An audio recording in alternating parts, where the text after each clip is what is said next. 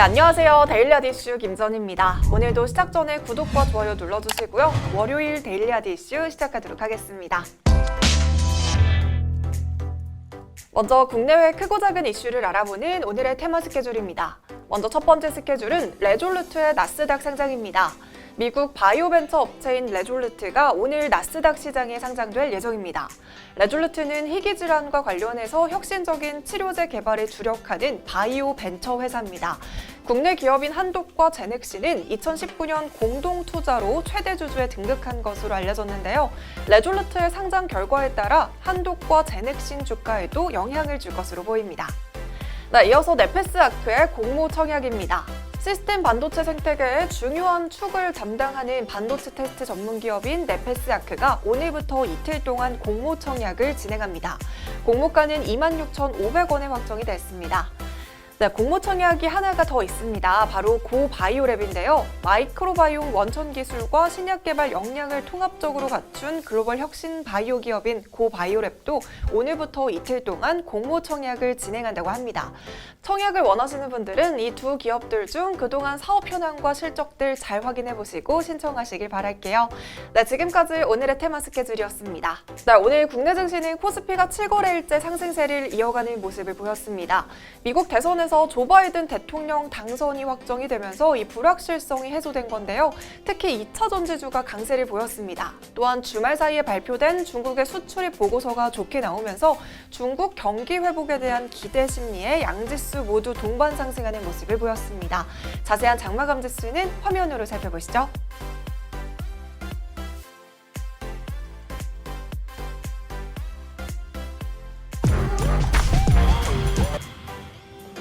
이어서 공시 체크해 보도록 하겠습니다. 오늘의 공시는 롯데쇼핑의 3분기 실적 공시입니다.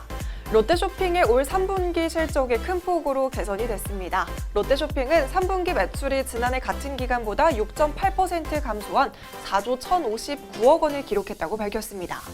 영업이익은 1,111억 원으로 전년 동기 대비 26.8% 늘었고요. 순이익은 30억 원으로 1년 만에 흑자 전환에 성공했습니다. 2분기와 비교했을 때 큰 폭으로 성장한 수치인데요. 코로나19 타격에서 점차 벗어나기 시작했다는 분석이 나오고 있습니다. 백화점 부문에서는 코로나19 여파로 좀 부진했지만요. 대형마트와 전자제품 전문점 그리고 홈쇼핑 등의 실적이 골고루 개선이 됐습니다. 특히 롯데마트의 영업이익은 비효율 매장을 정리하면서 1년 전 대비 160.5% 증가한 320억 원을 기록했습니다. 증권가에서는 백화점 소비 심리가 회복되면 롯데쇼핑의 백화점 기존점 성장률도 반등할 것으로 보고 있고요. 이에 유한타증권에서는 롯데쇼핑의 목표가를 상향하고 있습니다. 이런 기대감에 힘입어서 오늘 롯데쇼핑 주가는 장중에 7% 가까이 오르면서 91,000원을 돌파하기도 했습니다. 이어서 오늘의 주식시장을 들썩이게 한 오늘의 특징주 살펴보겠습니다. 먼저 첫 번째 특징주는 HMM입니다. 10월 20일까지만 해도 6,000원대였던 HMM 주가가 오늘은 12,000원을 돌파하면서 2배 가까이 상승했습니다. 최근 수출 물류의 급증과 운임 상승으로 주가가 연일 강세를 보이고 있습니다. 상반기 코로나19로 밀렸던 물량들이 한꺼번에 몰리고 있는데요. 최근 미국의 소비재 수요 증가와 블랙 프라이데이 등으로 수출 계약 물량이 늘었음에도 불구하고 이 컨테이너선을 구하지 못해서 운임이 크게 오르고 있는 상황입니다. 이에 따라 지난 6일에 발표된 상하이 컨테이너 운임 지수도 1664.56을 기록하면서 최고치를 경신했는데요. 이는 2009년 10월 집계를 시작한 이후 가장 높은 수치로 1600선을 상회하는 것 또한 처음입니다. 이와 함께 오늘 주가도 장중에 20% 넘게 상승하는 모습을 보였는데요. HMM뿐만이 아니라 대한해운은 오늘 상한가에 도달했고요. 현대 미포조선 그리고 한국조선해양 등 조선주들이 모두 동반 강세를 보였습니다. HMM 측에서는 보다 많은 화물을 선적할 수 있도록 선적 공간을 추가 확보하고 내년 2월까지 매월 특별 임시편 선박을 투입하기로 결정했다고 밝혔습니다. 두 번째 특징주는 쌍용양회 우입니다. 오는 13일 상장 폐지를 앞두고 있는 쌍용향의 우선주 주가가 8%대 하락으로 출발했다가 이후에 9%대 상승까지 오르면서 널뛰기를 하는 모습을 보였습니다. 쌍용양회는 지난 8월 31일 상장 폐지를 위한 우선주 유상 감자를 결정한 데 이어서 지난달 12일 주주총회 특별 결의로 상패를 최종적으로 승인을 했습니다. 이에 따라 쌍용양의 우선주는 11월 11일 마지막 거래를 마친 뒤 12일부터 거래가 정지되는데요. 시장에서 거래되는 쌍용양의 우 주식은 유상소각 기준일인 13일에 주당 9,297원으로 전량 강제 소각됩니다. 이 말은 13일 쌍용양의 우 주주들은 소각 대금으로 1주당 9,297원을 받는다는 의미입니다. 하지만 거래 정지를 불과 3일 앞두고 쌍용양의 우는 유상 소각 가격이나 대주주의 매수 가격보다 훨씬 높은 가격에 거래가 되고 있어서 투자 손실이 우려되고 있는 상황입니다. 상패 이야기가 나오기 전 8월까지만 하더라도 14,000원대를 유지하던 쌍용양의 우 주가는 유상소각 공시 이후에 급등했고요. 지난달 여러 차례 상한가를 기록하는 등 이상 주가를 기록하고 있습니다. 그러다가 지난달 15일에는 66,300원까지 치솟았다가 지난 6일에는 38,900원까지 내려오면서 주가의 널뛰기 현상이 이어지고 있습니다. 약 3주 만에 절반 수준으로 급락하기는 했지만 9일을 기준으로도 아직 유상소각 가격의 4배 선에 형성이 되어 있어서 투자자 주의가 요구되고 있습니다. 네, 세 번째 특징주는 EID입니다. 네, 결국 주말에 조 바이든 후보가 대통령에 최종 당선이 됐습니다. 이에 따라 오늘 국내 증시도 여전히 바이든 관련주들이 강세를 이어가고 있는데요. 그동안 바이든 관련주들은 많이 짚어드렸죠. 오늘은 EID라는 종목을 소개해드리도록 하겠습니다.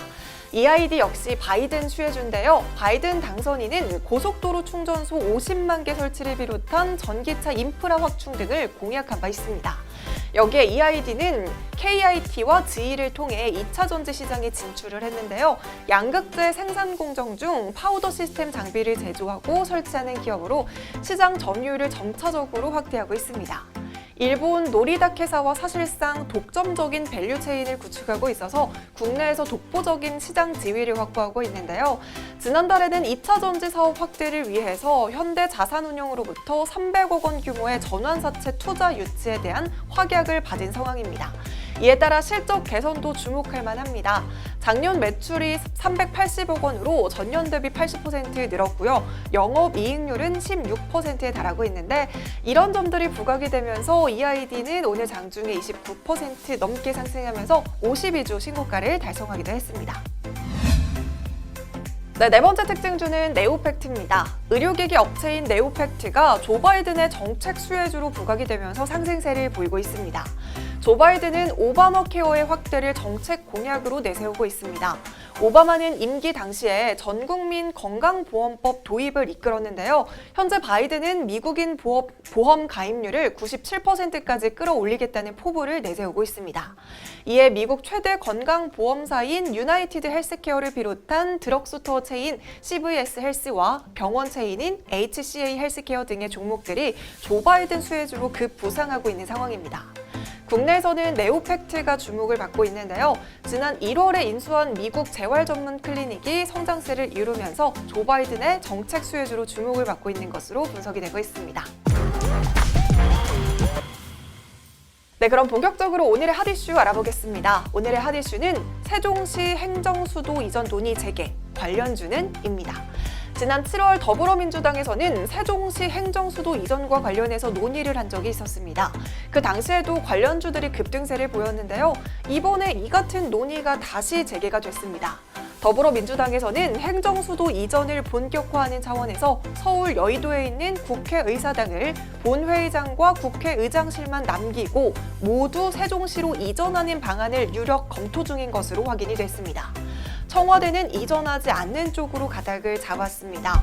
그동안 추진단은 국회 이전을 놓고 상임위원회 11개와 예산결산특별위원회만 옮기는 안과 국회 전체를 옮기는 안 등 다방면으로 검토를 해왔습니다. 하지만 국가균형발전이라는 목표 달성을 위해서는 국회를 모두 이전하는 것이 맞다는 쪽으로 결론을 내렸습니다. 민주당은 이달 중 여론조사를 통해 국민적 여론을 수렴한 뒤 특별법을 발의해서 국회 이전을 본격적으로 추진할 계획입니다. 국회를 이전하고 난 뒤 비계될 여의도 의사당 부지에는 스타트업 클러스터 조성 등을 검토하고 있는 것으로 전해졌는데요. 이 소식이 전해지자 역시나 반대하는 의견들도 속속히 나오고 있습니다. 그럼에도 불구하고 오늘 주식시장에서는 세종시 이전과 관련한 주식들이 상승세를 보였습니다. 세종시 테마주들이라고 하면 세종시나 인근의 본사 혹은 생산시설이 있거나 부동산을 보유한 기업들인데요. 먼저 유라테크입니다. 유라테크는 세종시에 있는 자동차 부품 전문 업체로 세종시에 122억 원 상당의 토지를 소유하고 있어서 지난 7월에도 이런 이슈에 유라테크 주가가 급등한 바 있습니다. 오늘도 역시나 장중에 13% 이상 상승하는 모습을 보였습니다. 네, 프람파스트는 장중에 상한가까지 도달한 종목입니다. 세종시에 본사와 공장이 있는 프람파스트는 건축용 배관제를 연구하고 개발하며 또 생산과 판매를 하는 사업을 주로 영위하고 있습니다. 또 유진기업은 세종시 인근에 1만 평 부지를 보유하고 있어서 지난 7월 수도 이전 관련해서 많이 올랐던 종목인데요. 오늘은 앞서 설명드린 다른 종목에 비해서 커다란 움직임을 보이지는 않았습니다. 2%대의 소폭 상승하는 모습을 보였습니다. 사실 세종시 수도 이전은 2004년부터 이야기가 나왔던 부분인데요. 최근 부동산 문제에 대해서 이슈가 커지고 있는 상황이고 서울과 수도권 인구 과밀화를 분산시키기 위해서 본격적으로 논의가 되고 있는 만큼 주의 깊게 관련 기사와 기업들 체크해보시면 좋을 것 같습니다. 네, 오늘 제가 준비한 소식은 여기까지입니다. 이 영상들 아직 안 보셨다면 함께 시청해주시고요. 구독은 여기 아래에 있습니다. 네, 오늘도 시청해주신 모든 분들 고맙습니다.